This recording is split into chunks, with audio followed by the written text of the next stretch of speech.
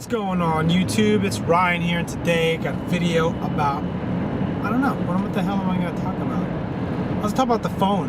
The phone. I hate the phone. I hate making phone calls. To this day, if I have to get a phone call from someone I don't know, or calling someone I don't know or never talked to before, I feel ridiculously uncomfortable. However, I had a little breakthrough. I had this customer, a sales lead, and I picked up the phone and I called because he asked me to call him, and I was nervous, and I did something that I shouldn't have done, which is I took the phone while I was driving. The reason why I shouldn't have taken it, I think I could talk while I'm on driving, and the problem is I probably shouldn't have.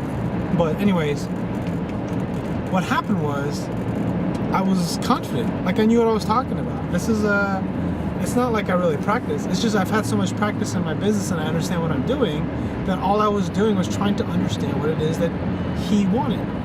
So when I say it's a breakthrough, is that when I essentially did something I was afraid to do. And once you do something you're afraid to do enough times, you no longer get afraid.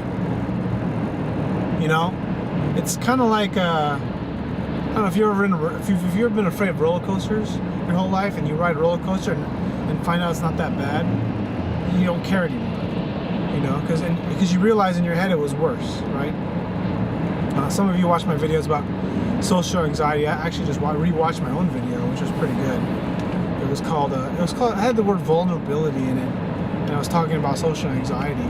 The problem with social anxiety is that it's just overwhelming,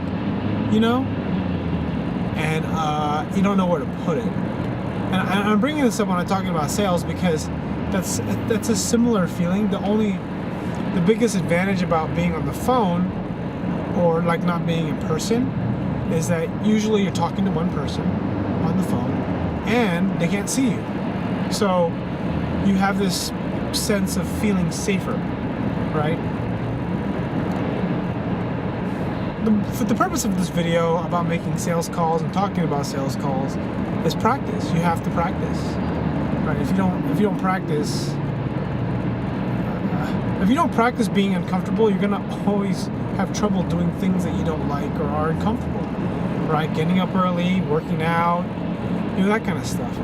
And I just think that with a lot of things you want to do in your life, things I want to do in my life, there's things that you love about it, but there are other things that you're afraid to do.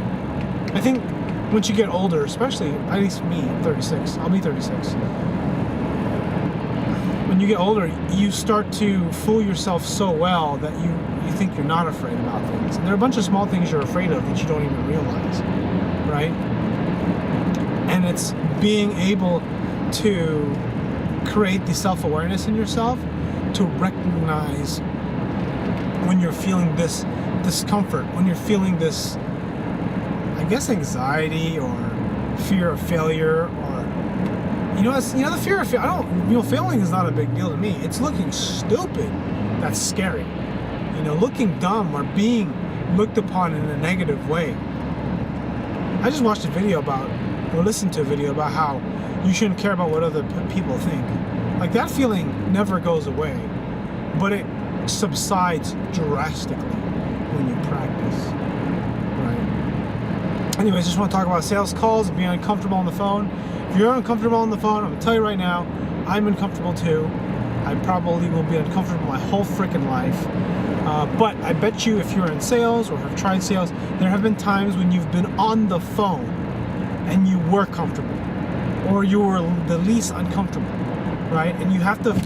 And if you ever want to get over this discomfort on the phone, whether it be for selling or just talking on the phone in general, is you have to put yourself in that position more often.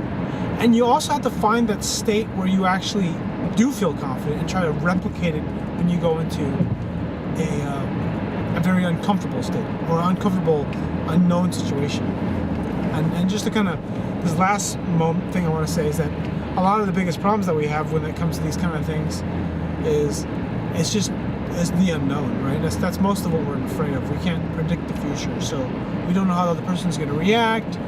We're afraid how they're going to perceive us. And we have all these inputs trying to process everything at once. Where if you think about the people who are the best at what they do, when they talk, selling on the phone, talking on the phone, or anything, they're actually focusing on less, right? The reason why they focus on less is because they focus on the thing that's essentially the hardest, whereas everything else that you and I are focused on when we get anxious or get scared is that we're trying to focus on all of it, right? And that in itself is kind of a pretty interesting concept because it ties in, this video is going to get longer, is because the concept is the reason why I read this James Clear video about how there's this lion tamer. He would tame a lion with a chair and a whip, and the whip is just for show. The whip doesn't do anything. It's really the chair that controls the lion. And the reason why the chair controls the lion is because the lion tamer will have the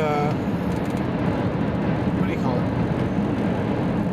What is it called? It's the chair has the 4 legs pointing at the lion. The lion will try to focus on all 4 of the legs, and then we'll get confused and then sit down. So that's actually how it works, and that's the problem. Like, you can't focus on all 4 legs, right?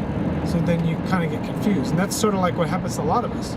That's why it's important you learn to make a choice what to focus on and then focusing on it. All right, thanks for watching.